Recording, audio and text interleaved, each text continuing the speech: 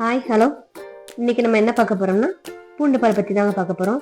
பூண்டு பால் குடிக்கிறதுல நமக்கு என்னென்ன பெனிஃபிட் பார்ப்போம். சளி குறையிறது, காய்ச்சல் குறையிறது, மூட்டு வலி, வாய்வு தொல்லை, இடுப்பு வலி, கால் வலி போன்ற பிரச்சனையிலேருந்து விடுபடலாங்க. இது நமக்கு ரத்தத்தில் இருக்கிற கொழுப்பையும் கரைக்குங்க.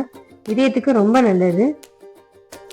நம்ம உடல் வலிக்கு இது ரொம்ப நல்ல மருந்துங்க. செரிமானத்தன்மையும் அதிகரிக்கும், உடல் எடையும் குறைக்கும், இதயம் ஆரோக்கியமாக இருக்கும், ரத்த அழுத்தம் குறையும், நோய் எதிர்ப்பு சக்தியை அதிகரிக்கும்.